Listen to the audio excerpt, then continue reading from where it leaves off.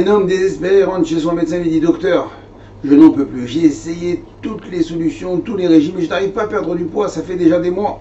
Regardez dans quel état je suis. Il regarde, il dit: ouais, en effet. Il dit: alors aidez-moi, donnez un conseil, une solution. Il dit: il y a un exercice très simple à faire, qu'il faut répéter peut-être plusieurs fois dans la journée, et vous verrez, peut-être vous allez peut-être avancer avec cet exercice. Il dit: oui, quel est cet exercice? Ben, il suffit de tourner la tête de droite à gauche, comme ceci. Il dit: ah bon, mais à quel moment et combien de fois par jour? Eh bien, dès qu'on vous propose quelque chose à manger, un boréka, un pain au chocolat, un verre de coca, eh bien, vous faites cet exercice. Vous dites non.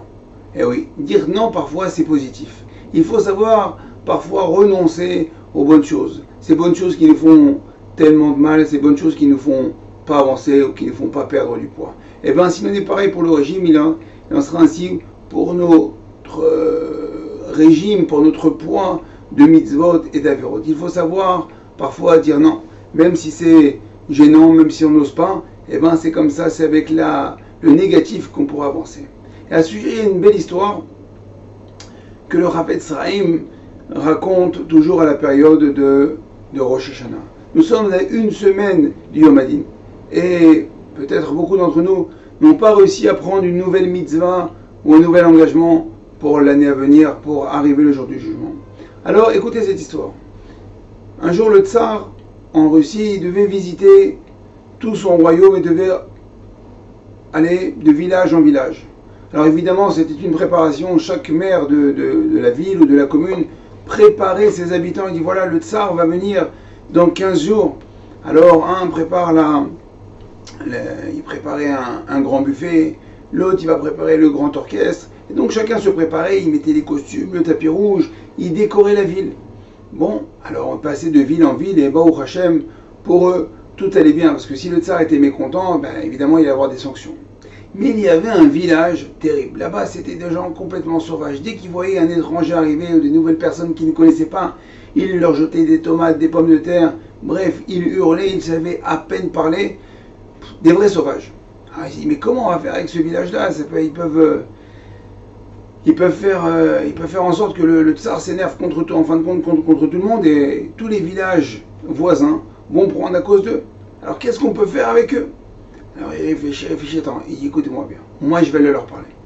Donc il va, il explique, il dit: bon, il savait très bien qu'il ne pourrait rien tirer d'eux, pas une note de musique, il ne pourrait pas faire ni un gâteau, ni aucune décoration. Mais il dit: écoutez-moi bien, on va faire quelque chose. Dans quelques jours, il y a un carrosse qui va passer, avec des beaux chevaux, vous allez voir une armée, tout un cortège. Il explique, il a essayé de leur expliquer avec leurs mots.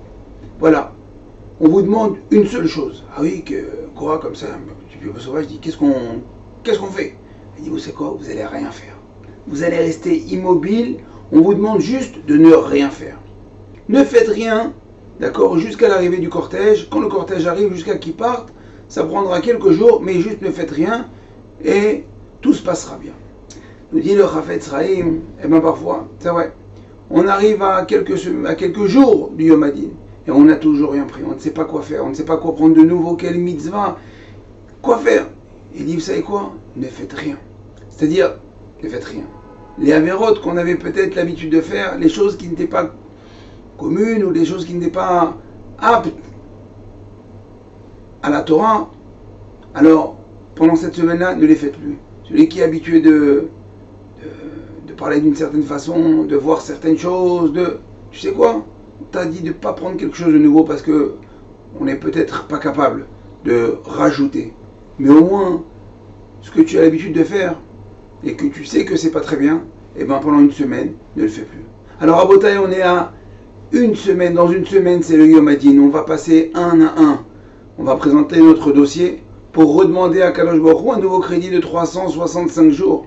365 jours de bracha, 365 jours de santé, de parnassa, de bonheur, de simcha.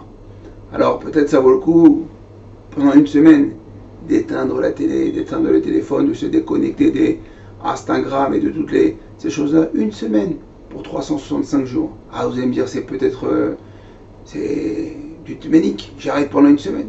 Pas grave, au moins on arrive, on respecte Akadosh Baruch Hu.